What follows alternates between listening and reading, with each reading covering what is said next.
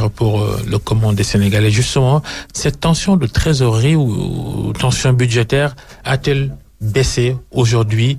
Mais nous avons déjà un acquis fondamental qui est reconnu par le Sénégal et par nos partenaires. La stabilité de notre cadre macroéconomique. Puisque si vous ne l'avez pas, tout s'écroule. Vous n'avez plus de crédibilité, vous ne pouvez pas engager et vous n'êtes plus crédible. Donc ça, c'est un effort important et le président de la République, le président Macky Sall, veille là-dessus avec un soin particulier. Aujourd'hui, quelle est la situation? Est-ce qu'il y a une accalmie? Ah, mais il y a une amélioration. Je ne parle pas d'accalmie, mais une amélioration. On va sortir de ça, nécessairement, puisque nous engageons déjà... Je parle de la vérité d'aujourd'hui.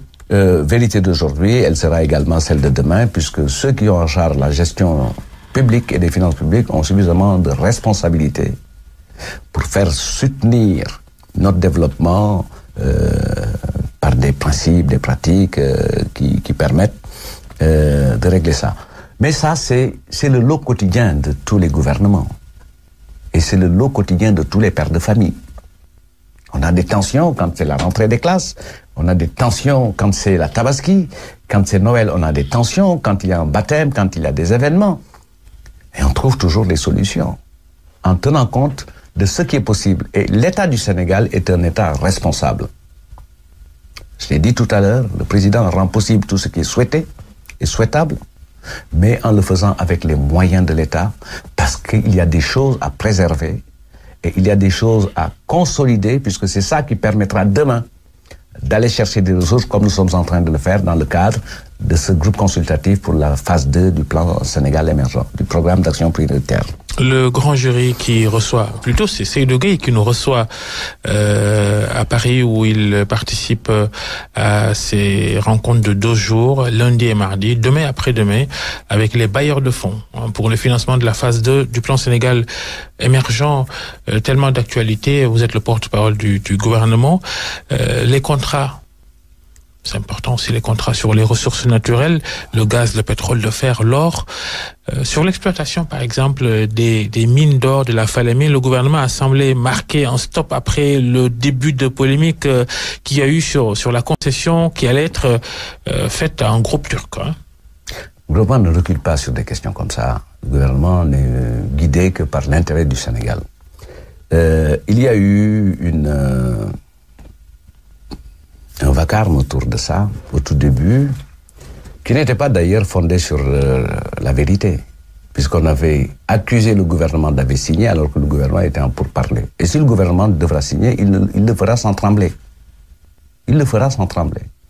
D'un point de vue global, sur les contrats pétroliers et sur les contrats relatifs aux ressources naturelles, il faut remarquer et l'indiquer très clairement qu'en matière de transparence, le gouvernement a fait plus que ce qui est exigé par le cadre de gouvernance mondiale, qui est l'ITIE.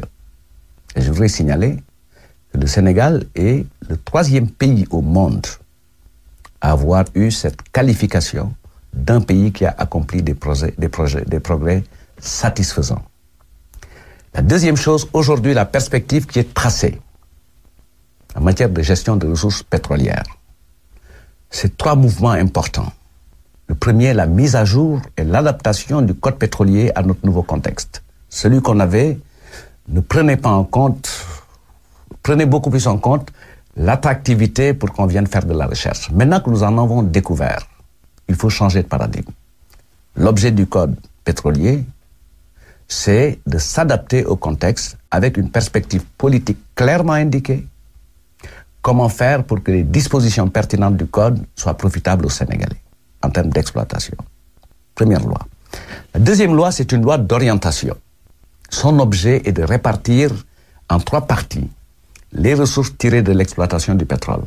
Une partie importante au service du budget de l'État, une autre partie au profit des concitoyens contemporains qui sont encore en vie, et une 3e partie de ces ressources affectées aux générations futures. Et le 3e texte, c'est ce qu'on appelle la loi sur le local content ou le contenu local. Quelles sont les activités qui seront principalement et exclusivement réservées aux Sénégalais dans le cadre de l'exploitation du pétrole? Donc, ayant mis en place d'abord un cadre de gouvernance stratégique qui est le COS, qui va être élargi à la société civile. Et en adaptant notre législation et en donnant des orientations pour que les ressources tirées profitent aux Sénégalais, je pense que nous sommes en train de nous donner les moyens et toutes les opportunités pour éviter la malédiction du pétrole. Maintenant, il y a le bruit autour de ça. Je pense qu'il n'est pas significatif. Ah si, elle sait vous mettre. Elle sait vous mettre la pression quand même. Oui, non, ce que je retiens de tout ça, c'est que ceux qui en parlent le plus sont dans une perspective présidentielle, puisque malheureusement c'est ça notre pays. Nous sommes dans une sorte d'hystérie présidentielle où chacun se voit président. Heureusement, il y a l'antidote avec le parrainage. Ça va peut-être nous aider. Je pense que certains d'entre eux... Vous tournez en dérision une question extrêmement sérieuse. Certains d'entre eux pensent qu'on devra élire le prochain gouverneur. Des puristes de la démocratie estiment que c'est un système de filtre que vous mettez en place pour éliminer de l'adversaire. Pourquoi ne l'a-t-on pas dit quand il y a eu un parrainage qui était exclusivement destiné aux candidats indépendants? C'est pas une innovation. Il y a une extension. Puisque à un certain moment, notre démocratie a besoin d'être régulée. Autrement, comment avancer? Moi, je ne fais pas la confusion entre la démocratie et le démocratisme. La démocratie, c'est la règle de la majorité. La démocratie, c'est trois choses fondamentalement. C'est d'abord une fonction de délibération de qualité pour qu'on ait un débat sur la question du sens et des orientations pour construire le devenir collectif.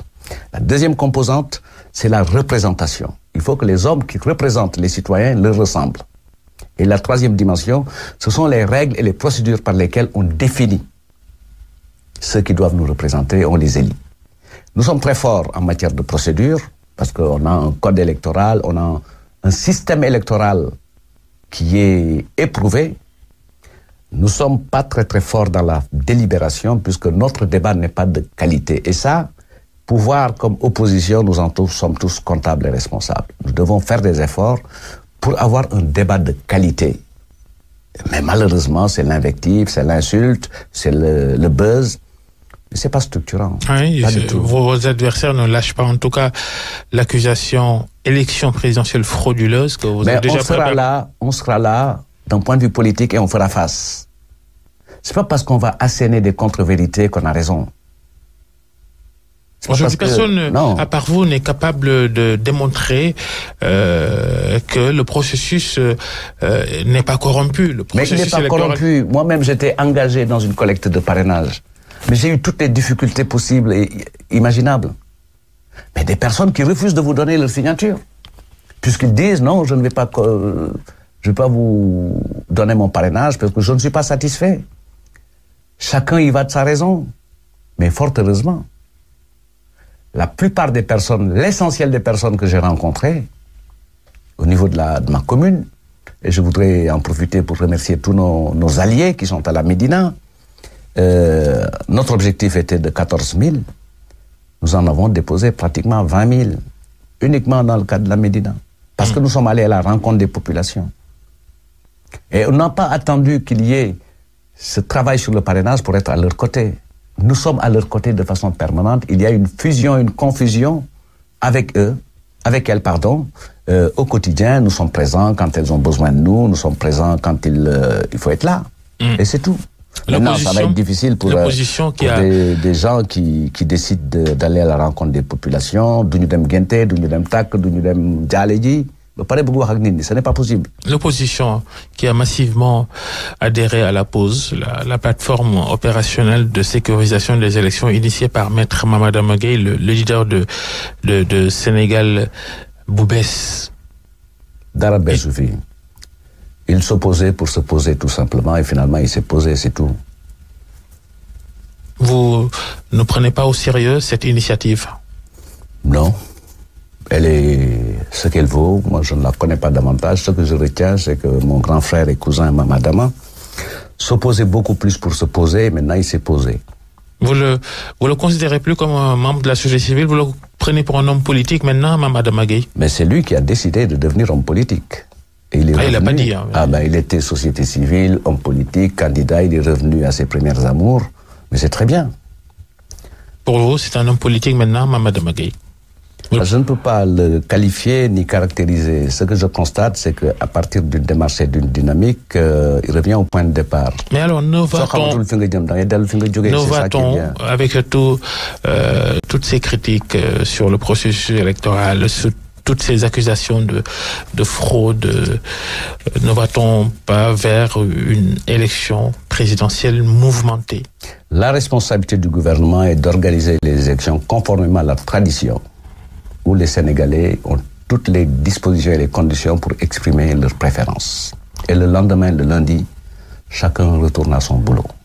Vous savez mieux que moi que la tradition sénégalaise en matière de débat, il y a toujours une sorte de frénésie lorsqu'il s'agit d'élections, puisque le décor est très clair. Faute d'être sur le terrain, être présent au moment de l'inscription, quand il y a les révisions, les partis politiques ne sont pas représentés. Faute d'être sur le terrain, parce qu'il faut faire le tour du pays, l'opposition en général, et nous hier d'ailleurs, on est dans une logique de suspicion et une logique de mettre la pression sur le pouvoir, alors que nous avons un système qui présente toutes les garanties.